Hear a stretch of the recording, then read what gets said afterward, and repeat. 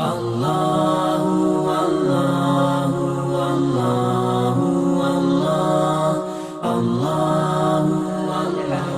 A'udzu billahi minasy syaithanir rajim. Bismillahirrahmanirrahim. Alhamdulillahi rabbil alamin. Ar-Rahmanir Rahim. Maliki yaumiddin. إياك نعبد وإياك نستعين اهدنا الصراط المستقيم صراط الذين أنعمت عليهم غير المغضوب عليهم ولا الضالين.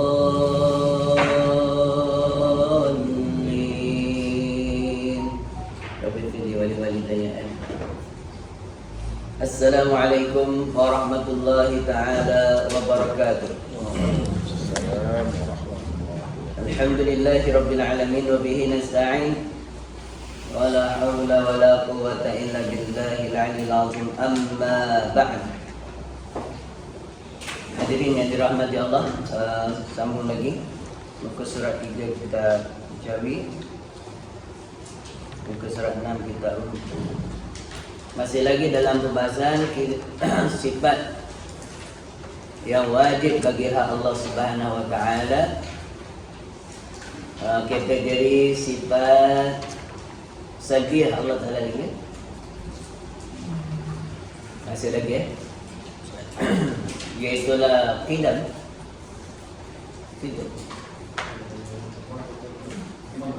Mukhalafatuhu ala lil hawadisi. Baik. Sifat yang wajib dipelajari secara detail, yakni satu persatu, dipanggil tafsir. Bagi setiap orang laki-laki dan perempuan yang mukallaf, lelaki perempuan yang mukallaf. Makna mukallaf tu ialah yang sampai usia baligh, berakal, sempurna khawas, sampai semua Islam kepadanya. Ada 4 syarat ni, dia adalah orang yang mukallaf. Kalau dia buta dan pekak, dah lah buka pekak pula lagi, maka tidak mukallaflah dia. Kalau dia gila, tak mukallaf dia. Wajib atas yang tiap-tiap mukallaf ni tadi, belajar mengenal sifat Allah Subhanahu Wa Taala ni secara detail, satu persatu huraian dia. Apa mana wujud, apa qidam, apa baqa, wajib belajar. Wajib tu wajib aini. Kalau dia tak belajar, dosa. Tetapi mengenai dalil, memadai dengan dalil ijmali. Bila tanya dalil, dia cuma tahu dalil ijmal, lepaslah. Sekurang-kurang iman. Sifatul iman al-mujmal, nama dia. Sifat keimanan secara borong atau ringkas. Jadi dia tahu satu dalil, yang mana dalil ni menempati makna bagi sifat, lepaslah dia daripada taklid. Jadi kita ni belajar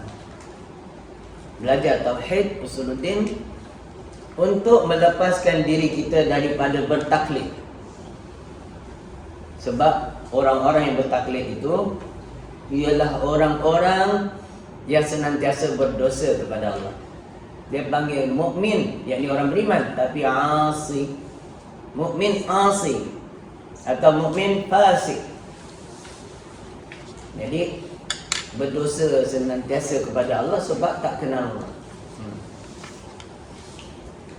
Dalam hal ilmu usuluddin, ilmu akidah, ilmu tauhid, tak boleh taklid. Ya. Kerana taklid itu dia khawatiri iman dia. Iman dan khatir. Bila-bila masa boleh terlongkok demi iman. Bila-bila masa boleh rosak iman dia. Sebab dia taklid. Dia mesti mengetahui dalil. Orang yang tahu dalil, hilang taklid atas diri dia. Belajar sampai boleh keluar dalil, hujah. Tak sama dengan ilmu fiqh. ilmu tasawuf. Ilmu fiqh wajib taklid. Ilmu tauhid kena lepas diri daripada bertaklid. Ilmu fiqh mesti kena taklid. Dalilnya firman Allah Ta'ala, fas'alu ahli dzikr in kuntum la ta'lamun. Naklah bertanya kamu kepada ulama, yakni ahli fiqh, jika sekiranya kamu tidak mengetahui. Kata Allah Ta'ala, tu dalil dia yang menyebabkan kita semua ni wajib taklid. Selagi mana kita tak lepas diri kita pada tahap mujtahid mutlak, selagi itu kita wajib bertaklid. Maka tak heranlah ulama muhaddisin yang hafal hadis Nabi, hafal Quran, tapi bertaklid dengan mazhab Syafi'i. Yakni duduk di dalam mazhab Syafi'i. Seperti apa imam hadis tu? Seperti Imam Muslim rahmatullah alaih. Ada sunan, ada kitab Sunan Muslim. Ada kitab matan hadis sebagai matan hadis yang sahih. Sama level dia dengan Imam Bukhari rahimahullah ta'ala, masih duduk di dalam mazhab Syafi'i. Gitu juga imam yang lain, walaupun dia hafiz hadis, seperti Imam Al-Hafiz Ibnu Hajar, Asqalani, Haytami. Itu juga imam yang lain. Kita panggil Imam As-Suyuti rahimahullah ta'ala, salah seorang ulama mujtahid, tapi bukan mujtahid mutlak. Ada soalan dia tak boleh jawab, satu soalan ni menyebabkan dia ni duduk di dalam mazhab Syafi'i. Mujtahid mutlak. Dia tu hampir-hampir ada mazhab sendiri. Mazhab Imam Sayyuti, mazhab Imam Syafi'i, Imam Maliki, Imam Malik. Dia ni hampir-hampir mazhab Imam Sayyuti lah. Tapi ada persoalan yang dia tak boleh jawab, dia duduk dalam mazhab Syafi'i. Alim kabir. Jadi banyaklah imam-imam yang macam ni. Mujtahid fatwa ada, tapi tak sampai title mujtahid mutlak. Jadi zaman sekarang ni pintu ijtihad tak tutup pun. Tak ada yang sampai. Macam mana nak sampai? Simpanan ilmu-ilmu Islam bukan dalam kepala dia, dalam komputer. Hadis-hadis dia ada dalam searching engine komputer. Tak boleh jadi ulama muhaddis ni. Sanad, ilmu sanad dalam komputer, dia bukan dalam kepala dia. Jadi susah nak sampai. Sampailah akhir zaman nanti bangkit satu orang mujtahid, iaitu dikenali dia sebagai namanya Muhammad bin Abdullah Al-Mahdi. Jadi Imam Mahdi sampai title mujtahid mutlak. Maka dia punya fatwa di zaman itu, kata Nabi, babi dan anjing dibunuh. Fatwa dia. Dan dia juga itu Nabi Isa alaihissalam duduk di bawah, duduk mengikuti dia. Sebab Nabi Isa dia bukan Nabi lagi. Dia jadi umat Nabi Muhammad sallallahu alaihi wasallam di akhir zaman. Sebab dia pernah minta dengan Allah untuk jadi umat Nabi. Pasal umat Nabi Muhammad ni banyak kelebihan dia. Jadi dia minta, dia Nabi, dia Rasul. Jadi dia bangkit bukan sebagai Rasul. Maka sebab itu Imam Mahdi mengimamkan salat. Baik, habis. Allah musannif rahmatullah. Baik, sampai masalah kita pada hari ini, satu sifat dinamakan dia sifat salbiyah. Salbiyah itu bermakna sifat yang kerja dia menafikan perkara yang tidak layak bagi Tuhan. Menafikan perkara-perkara yang tak layak sebagai Tuhan. Itu makna salbiyah. Jadi bila sebut sifat salbiyah, sifat ni kerja dia menafikan benda-benda ni. Dan sifat ini juga dikenali sebagai sifat yang menunjukkan ciri-ciri ketuhanan. Sifat salbiyah tu ialah sifat yang menunjukkan ciri-ciri ketuhanan.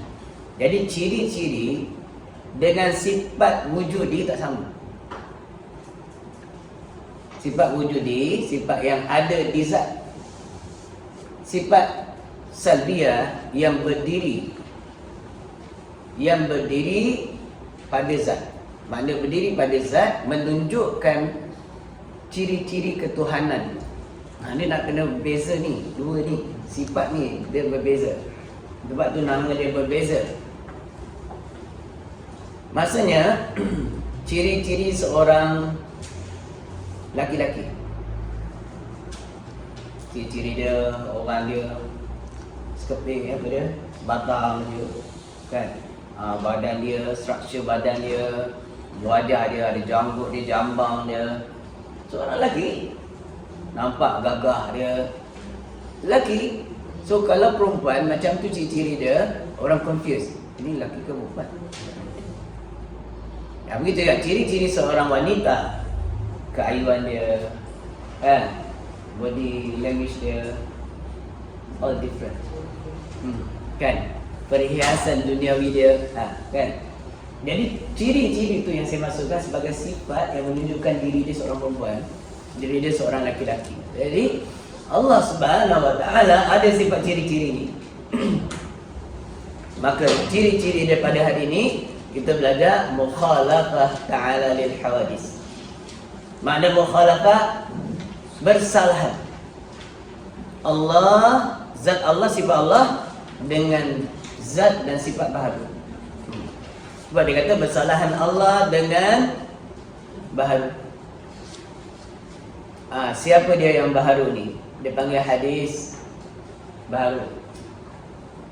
Baharu ialah benda yang mengalami perubahan. Dia tak tetap, dia tak kekal, dia sentiasa berubah. Itu namanya baharu. Dulu dia kecil jadi besar, besar jadi tua, binasa. Semua yang ada ciri-ciri ini dinamakan baharu. Termasuk langit dan bumi itu, kejap dia siang, kejap dia malam, kejap hujan, kejap panas, kejap salju. Sekejap bulan Januari, bulan Disember hujan, musim ke-7. Sekarang masuk bulan 3, bulan 4 panas. Ini berubah-ubah. Jadi berubah-ubah tu namanya hadis. Senantiasa mengalami perubahan. Jadi makhluk termasuk manusia ni, dia ada sifat. Manusia ada sifat. Sifat wujudiyah ataupun dia sifat basyariah manusia itu. Dia ada sifat yang menunjukkan ciri-ciri tadi laki-laki perempuan, dan ada sifat yang ada pada diri dia sendiri. Ada mata, tangan, kaki. Sifat wujud yang ada pada diri seorang manusia. Allah Subhanahu Wa Taala di dalam Al-Quran ada terdapat ayat-ayat mutasyabihat atau ayat-ayat sifat nama dia, yang seolah-olah nama sifat itu sama dengan nama makhluk dia. Contohnya wajhun. Dalam surah Ar-Rahman Allah sebut wa yabqa wajhu rabbika dzul jalali wal ikram. Dan bermula kekallah wajah Tuhanmu, Tuhan engkau, yang mempunyai ketinggian dan kemuliaan. Jadi wajhun, manusia ada wajah, dan makhluk-makhluk Allah yang lain juga ada wajah, ada muka atau ada wajah.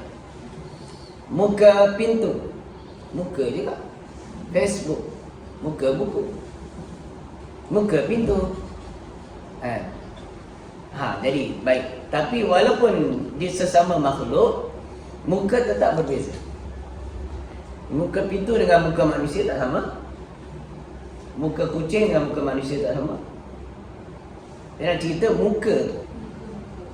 Muka sifat yang Allah jadikan kepada makhluk dia, sebab makhluk dia adalah berjirim dan berjisim.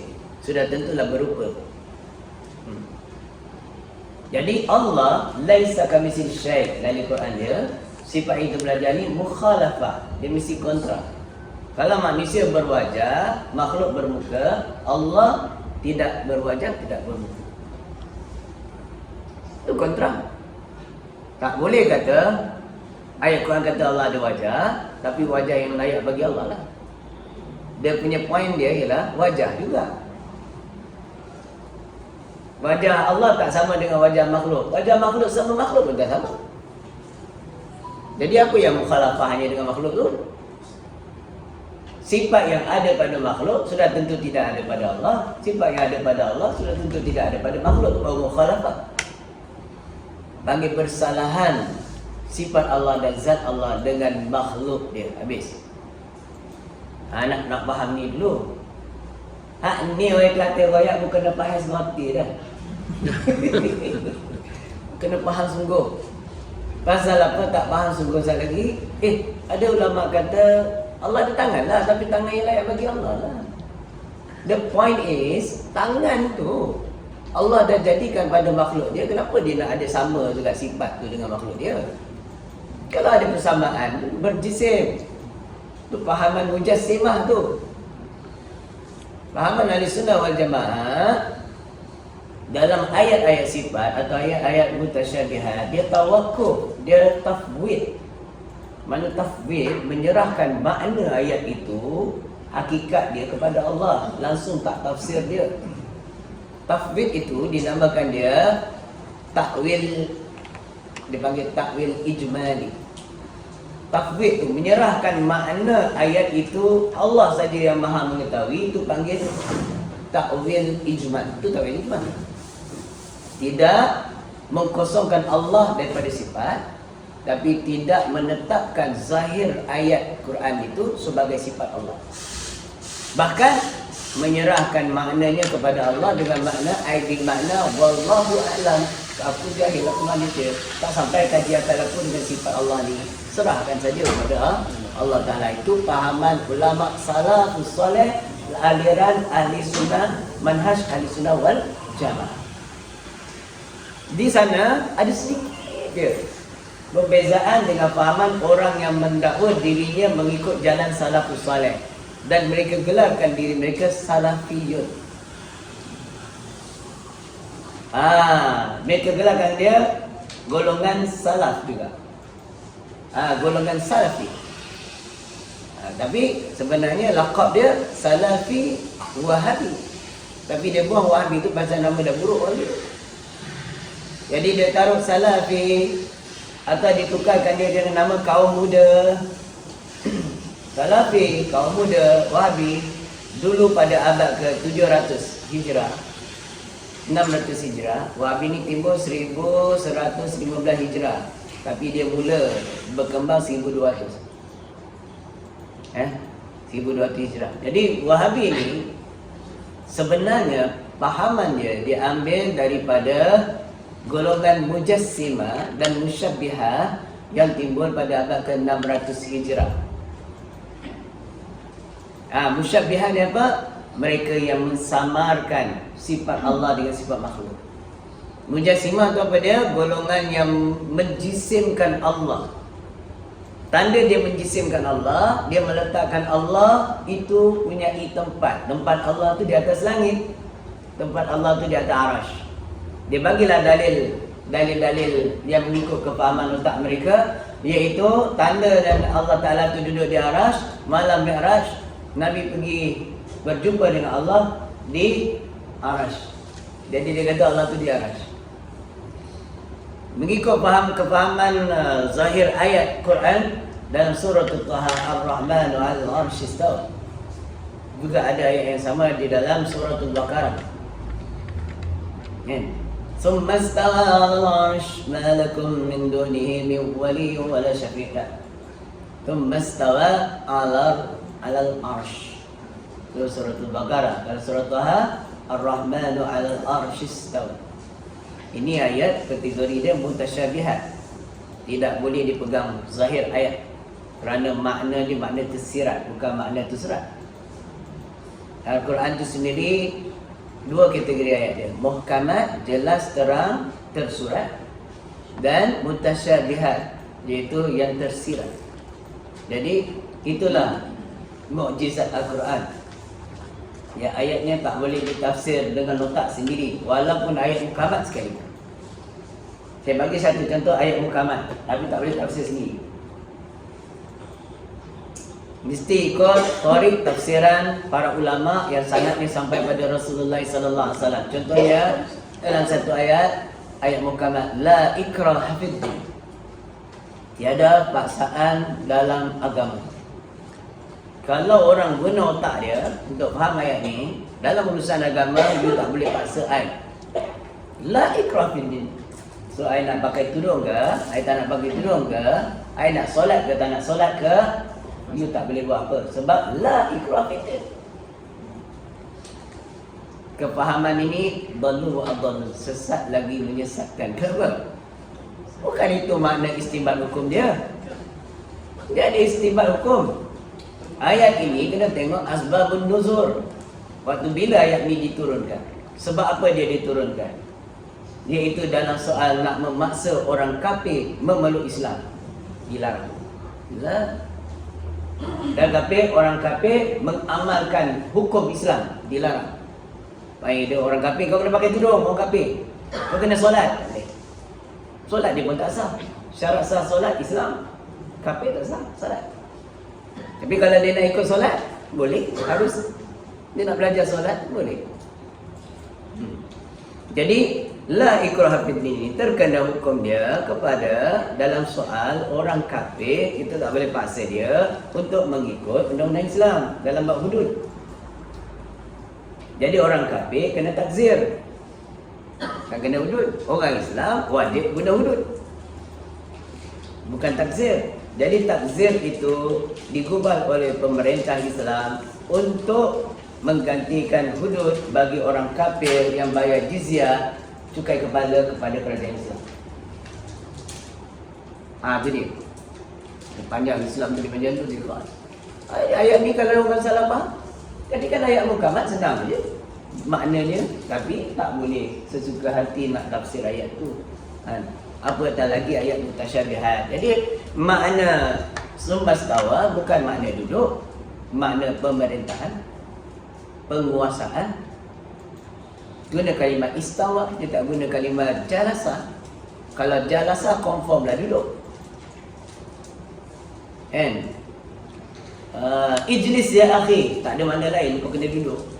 Duduklah wahai sahabatku. Maksudnya ijlis ya akhi, duduklah wahai saudaraku. Tapi kata istawa ya akhi, orang tak guna. Istawa ya akhi tak guna. Orang biasa guna kalimat istawa tu dalam soal penjawab awam. Dia ada kursi pemerintahan, kursi kekuasaan, dia akan guna kalimat istawa. Raja yang sedang memerintah sebuah negara, seorang raja itu sedang istawa di singgasana dia atau di kerajaan dia. Jadi kalimah istawa yang sesuai bagi Allah, maksudnya dekat situ kalau ulama khalafus salih tafsiran dia istaula ataupun penguasaan tertinggi ataupun dengan makna menguasai sekalian alam. Sebab Arash tu ialah tempat yang paling agung, tempat yang paling tinggi, tempat yang paling besar. Bila makhluk yang paling besar pun di dalam kekuasaan Allah, maka itu membawa maksud Allah menguasai sekalian alam. Bukannya Allah duduk di situ. Kan? Habis. Itulah kata mukhalafah tadi, menunjukkan ciri-ciri bagi Tuhan. Jadi apa dia? Ciri-ciri Tuhan tadi baqa, kidam, baqa yang lalu. Kidam sedia. Sebagai Tuhan, dia tak boleh beranak dan tak boleh diperanakkan.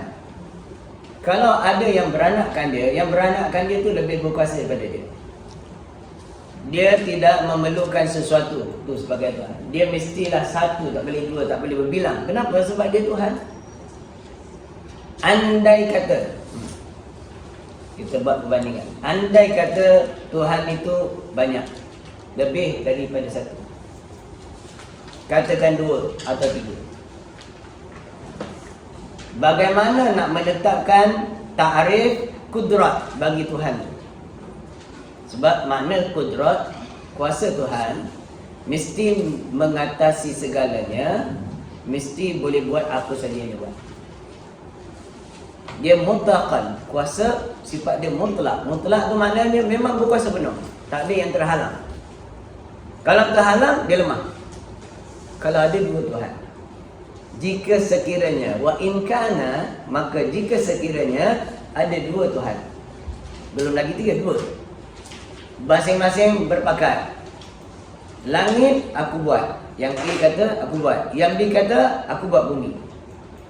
Asal mereka ada kuasa, kedua-duanya jadilah. Bumi pun jadi, langit pun jadi. Kemudian bila mana yang A nak buat bumi, tak boleh buat dah. Kalau dia buat juga, maknanya dia telah cita rompak. Dia telah meniru perbuatan yang B. B dah buat dulu, baru kau buat. Maknanya kau tiru orang punya. Itu bukan ta'rif penciptaan. Penciptaan dia mesti dari tiada kepada ada. Ini benda dah ada, kau adakan lagi, makna lemah. Kan? Jadi kemudian yang B nak buat langit pun tak boleh. Terhalang. Kenapa? Sebab langit telah diciptakan. Dua-duanya lemah.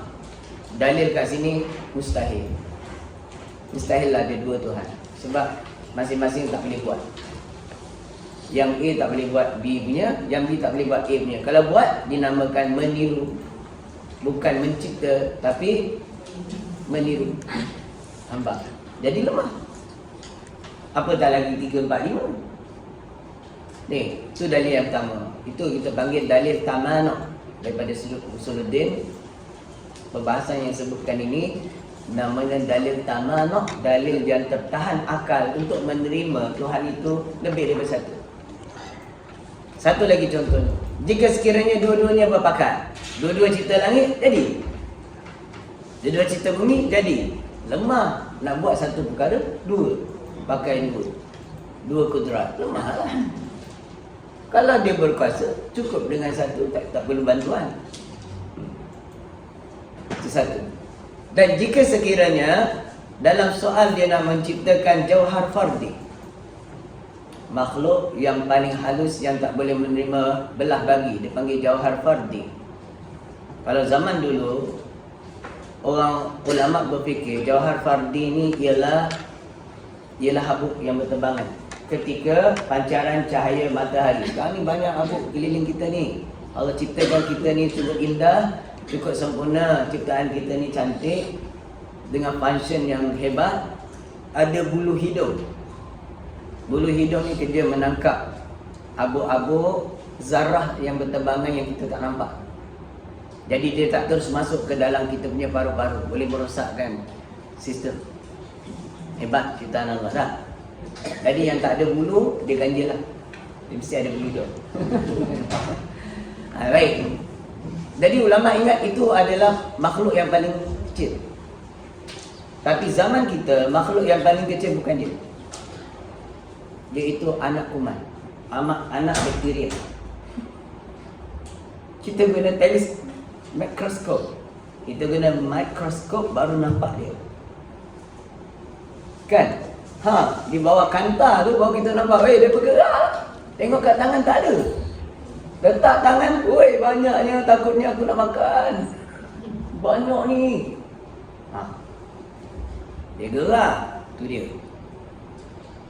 Itulah makhluk yang kita boleh, zaman sekarang ni kita panggil dia jauhar fardi lah. So makhluk yang macam ni tidak ada satu alat untuk belah dua dia. Pakai laser pun kena. Pakai laser dia mati terus. Nak belah dia, nak tengok jantung dia, tak boleh. Tak ada kemampuan. Jadi dalam soal nak menciptakan makhluk yang sebegini halus, kecil, dia tak boleh menerima dua kudrat. Sebab tak boleh bagi-bagi. Hanya boleh pakai satu kudrat. Jadi kalau ada dua Tuhan, tentu ada dua kudrat. Dalam soal nak ciptakan makhluk ni, salah satu mesti kena buat. Tak boleh dua-dua buat. Jadi yang tak boleh buat lemah tak? Lemah sebab dia tak boleh buat. Jadi itulah dalil yang menunjukkan Allah atau Tuhan tak boleh berbilang-bilang. Mesti satu esa dia. Kudratnya esa, sifat dia esa, dan juga zat dia esa. Dekat sini baru kita faham apa makna esa pada sifat. Iaitu kudrat mesti satu, tak boleh dua.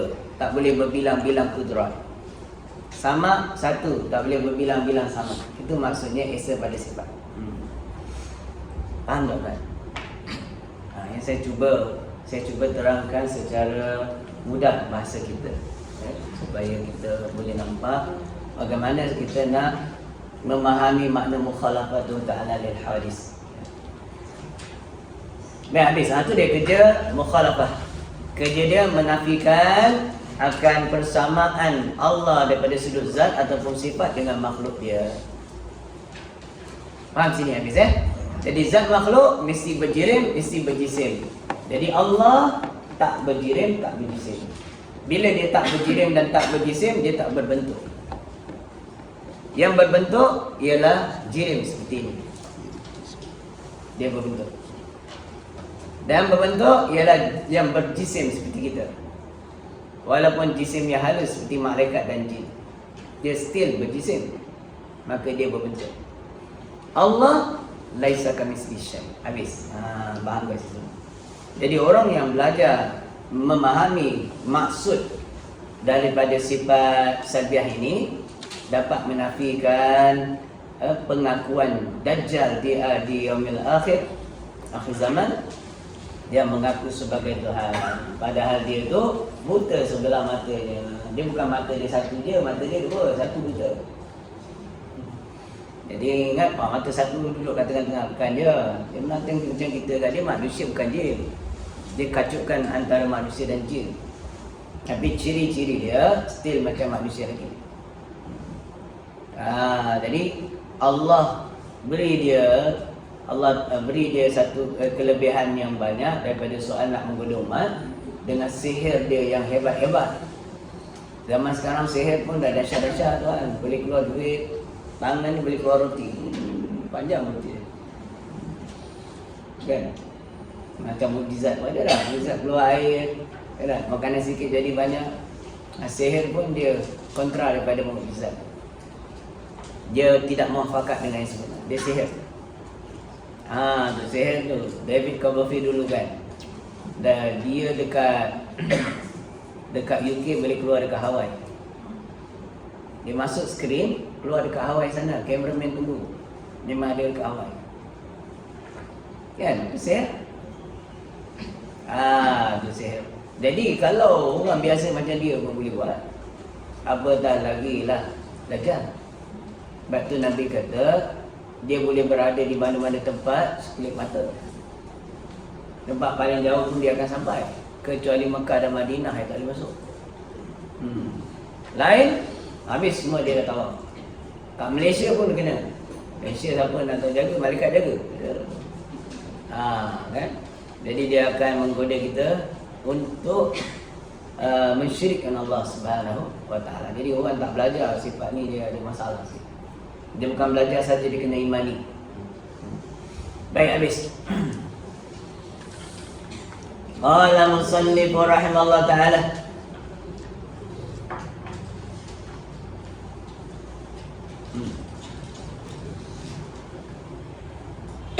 Dan sifat yang kelima daripada sifat yang wajib kita pelajari, nama dia qiyamuhu ta'ala binafsih. Qiyamuhu ta'ala binafsihi, artinya berdiri Allah Ta'ala dengan sendirinya. Berdiri Allah maknanya sebelum ni dia duduk, lepas tu dia berdiri.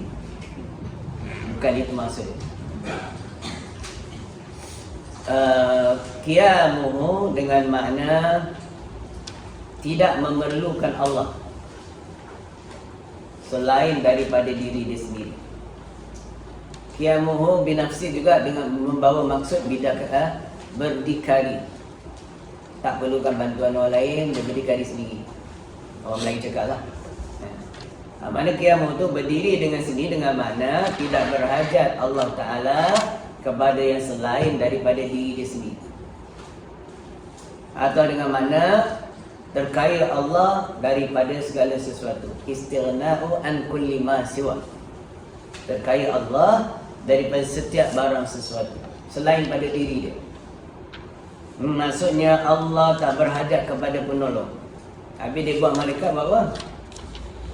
Dia buatkan malaikat untuk ada yang menghantar rezeki, ada yang turunkan hujan, ada yang tulis amalan baik, amalan buruk, ada yang kerja dia mengazab. Untuk apa Allah jadikan malaikat ini? Bukan sebagai penolong Allah. Allah tak berhajat kepada malaikat. Tapi segala makhluk yang Allah ciptakan ini semua melambangkan kekuasaan, keesaan dia.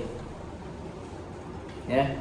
Maka sekalian makhluk yang dia ciptakan ini menjadi tanda bagi keagungan, keesaan dan kehebatan dia. Jadi kita ni, makhluk yang ada ni semua adalah tanda saja. Dia bagi apa? Tanda bagi kewujudan Allah. Sebab tu Allah kata, di dalam diri kamu itu, fi anfusikum, di dalam diri kamu itu ada tanda-tanda keesaan Allah Subhanahu wa ta'ala. Jadi makhluk ni dinamakan alam, termasuklah manusia ni. Semua yang ada ma siwa Allah, sesuatu selain daripada Allah, dia panggil alam. Alam, al-alamin, rabbil alamin. Alhamdulillahi rabbil alamin. Segala puji-pujian tertentu bagi zat Allah Rabbil alamin. Rabb yakni Tuhan yang memiliki sekalian alam. Dia boleh pasang makna Tuhan, boleh pasang makna Tuan. Sebab milik, dia pemilik, kita panggil dia Tuan. Ni siapa punya rumah ni? Tuan rumah ni siapa? Tuan. Tuan rumah ni siapa? Pemilik dia. Tuan yang punya alam siapa? Jadi Rabb tu pasang makna Tuan. Tuan yang memiliki segala alam. Al-alamin tu jamak, isim jamak namanya. Itu membawa maknanya semua selain pada Allah tu dipanggil alam. Apa makna alam? Kan? Siapa tahu makna alam apa? Pak, minum dulu.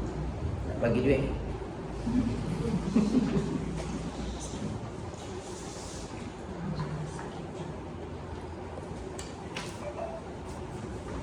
Alam pun maknanya bendera.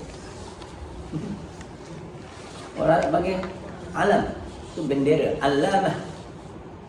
Alamah tanda atau bendera. Tanda-tanda sebuah kerajaan, pemerintahan ialah bendera dia. Maka sebab itu pada zaman Nabi SAW, bila bendera peperangan umat Islam jatuh dengan sebab dibunuh dia punya pendekar yang pegang, maka pendekar yang lain akan sambut. Jangan sampai jatuh bendera. Walaupun tangan dia dipenggal, dia pakai tangan kiri dipenggal, dia peluk bendera tu. Dia lambang kekuasaan pemerintahan. Jadi bila sebut alam, ialah tanda. Tanda apa? Tanda bagi kewujudan Allah. Maka kita semua dinamakan alam. Dan kitalah tanda bagi kewujudan Tuhan. Jadi hakikat yang wujud ialah Tuhan. Kita ni bukan hakikat wujud, diwujudkan Allah, majaziyun, pinjaman semata. Jadi hakikat yang sebenar-benar wujud hanya Allah. Lain daripada Allah, hakikatnya tidak wujud. Daripada sudut hakikatnya dia tak wujud. Kenapa? Sebab dia bukan wujud hakiki. Dia diadakan, berasal daripada tiada. Itu dia panggil Tauhid Al-Khassah. Tingkatan pengajian Usuluddin, tingkatan khas. Yang tadi kita sebut awalnya tingkatan syariat. Yang ni dah masuk hakikat. Jadi hakikat dan syariat dia saling berkait. Ada orang cakap hakikat ni dengan syariat beza, tak sama. Ialah tak belajar. Kalau belajar, lanjutan daripada syariat tu menjadi hakikat. Dan hakikat tu mencantikkan syariat tu lagi. Mana ada dia kontra, dia tak kontra. Dia saling berkait. Jadi kita faham dah maknanya hakikat wujud hanya Allah Ta'ala. Jadi kita ni apa? Tak ada apa-apa ni kita ni. Apa yang kita ada? Tak ada apa-apa. Inilah tahap iman kita. Kita nak pergi ke sini. Nak mengimani Allah sampai tahap, ya Allah, akulah manusia yang paling hina, yang paling lemah, yang tak ada apa pun aku ni rupanya. Engkau lah segala-galanya. Yang ada pada aku pun kau punya. Ini baru kita boleh mengimani tauhid tadi. Tidak, dia belajar teori saja. Dia tak takut dengan Allah, dia buat dosa.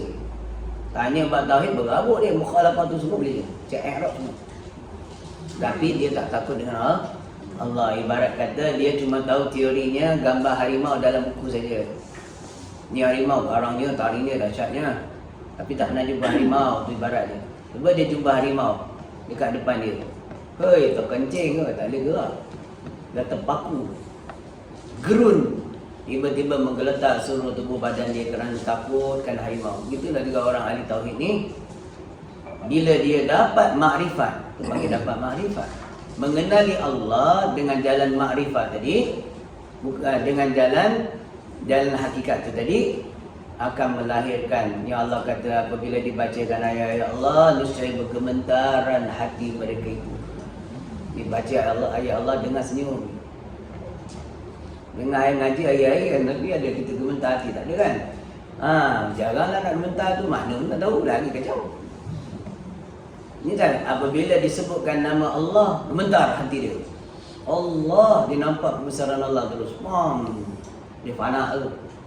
Dia dah masuk bab fana. Fana ni lanjutan daripada tauhid. Tak belajar tauhid nak sampai fana, tak ada dah. Mengaji tauhid tu.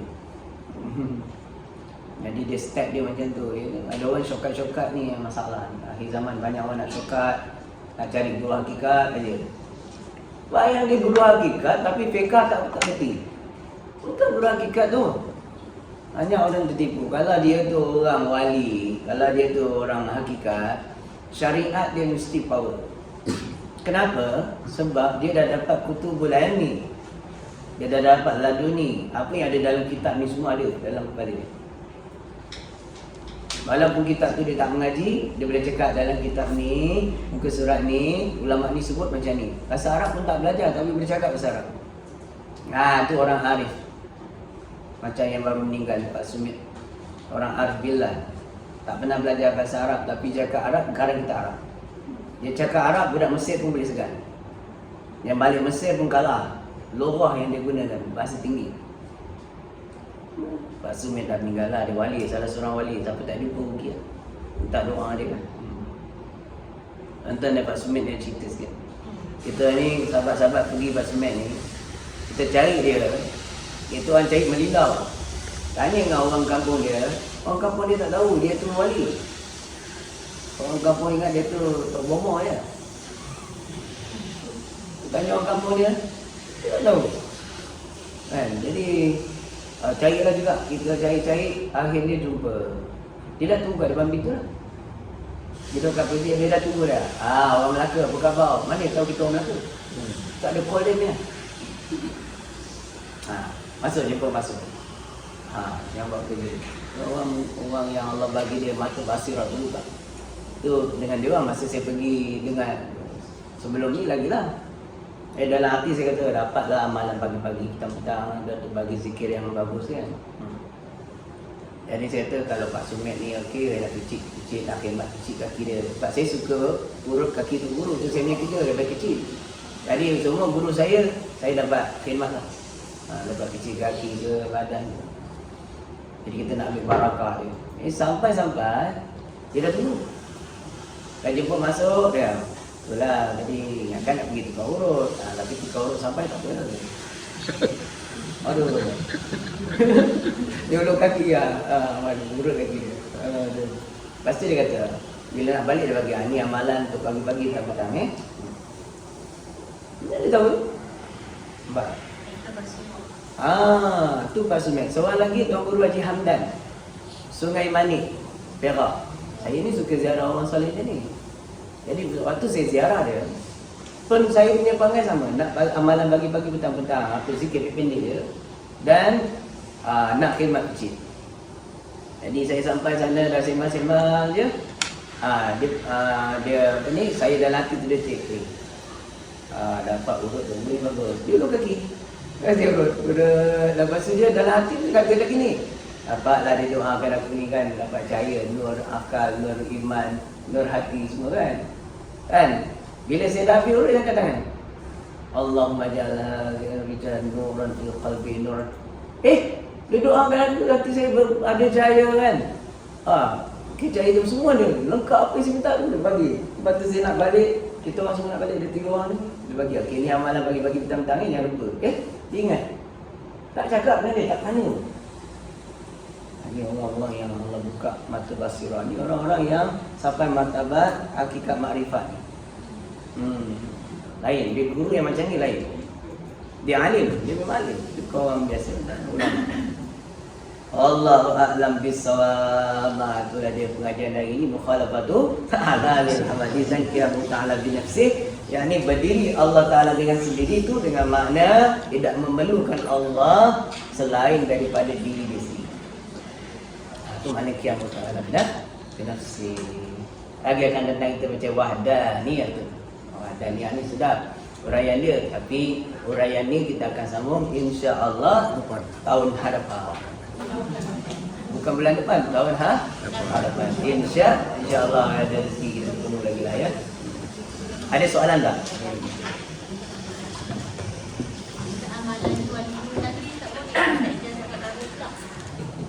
Boleh. Tuan Guru Haji Hamdan dia bagi saya satu amalan dia. Lazimkan membaca Masya Allahu kana wa ma lam yasha lam yakun. Masya Allahu kana, barang yang dikehendaki oleh Allah Ta'ala akan ada ia.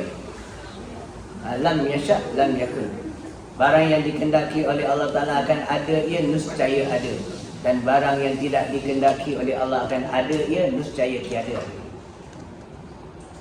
Dia surah amal ni supaya hati kita menjadi tenang, tak gundah gulana apabila Allah uji kita.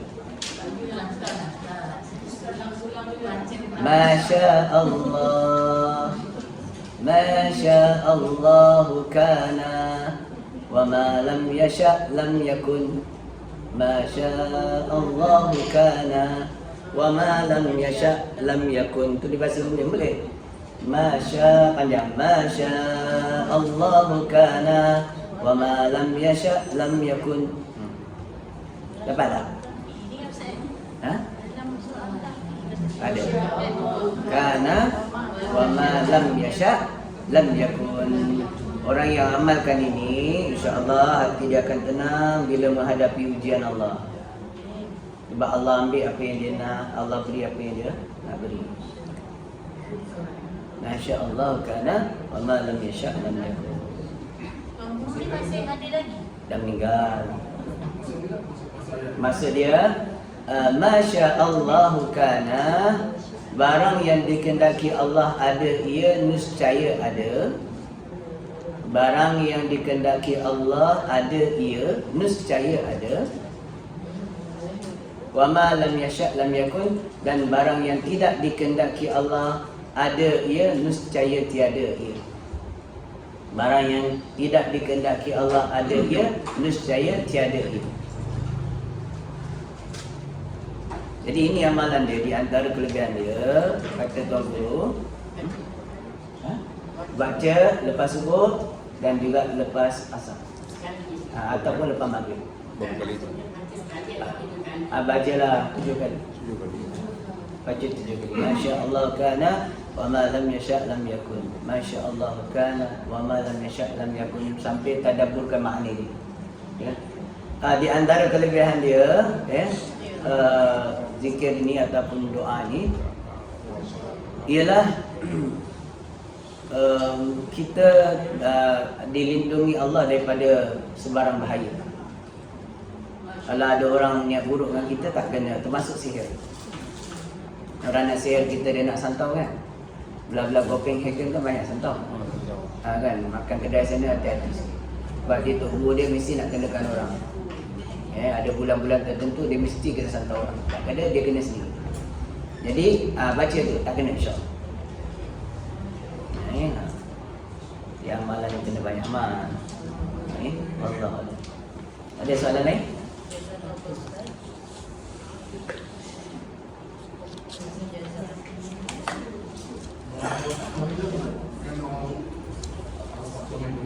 Kalau Pak Sumit, dia amalan dia panjang. Dia amalan dia panjang. Jadi kalau saya nak buat pun tuan kena datang ke pondok. Dia bagi saya 3 kitab suamal. Pagi-pagi kita buka. Kitab dia tulis di Arab di Filipina. 3 kitab. Yang datang kemudian pun kitab juga. Dia suka bagi kitab di suamal terus. Panjang amalan. Di antara amalan ini adalah ikrah fiddin. La ikrah fiddin qad tabayyana rusydu minal ghayy. Ayat itu ayat peninding juga. Dan orang yang amal la ikrah fiddin ni, dia ni insya-Allah dapat pertolongan Allah ketika dalam kesusahan. Okay. Dan juga ini ayat dia luar biasa. Luar biasa ayat ni, Dan dia ni kalau beramal, Allah akan bagi dia alamat kematian. Maksudnya bila dia tertinggal pada bacaan ni, tanda yang dia nak pergi dah. Dia tak tahu bila dia mati, tapi hampir. Mungkin hari itu dia jalan, hari itu juga hari yang ditinggalkan ramalan. Jadi kalau nak beramal tu kena fikir baik. Dagal sibuk-sibuk, hari tu anak ajak pergi keluar shopping. Alamak terlupa ni hari lah. Amat dah punya wasiatkan ni semua. Ramalan sama, laqad ja'akum sama. Itu salah satu amalan juga. Sekali, laqad ja'akum rasulun min anfusikum itu sama juga. La ikrah fiddin ni lebih pada ayat perang. Kalau ada berlaku peperangan ke adalah kelebihan yang dapat.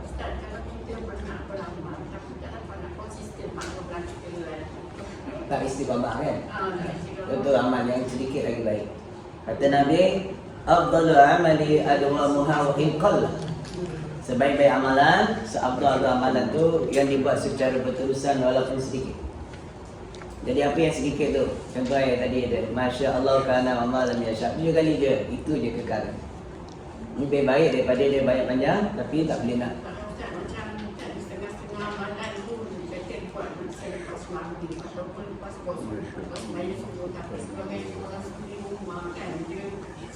Pagi kan dia sibuk, macam mana nak beramalkan, nak tinggalkan.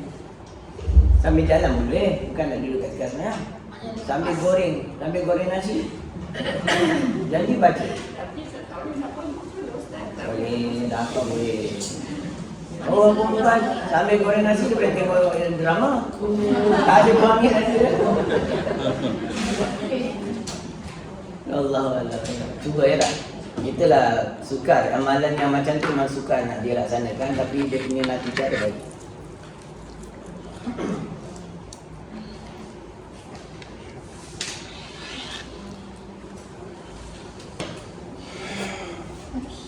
Wallahu a'lam bissawab.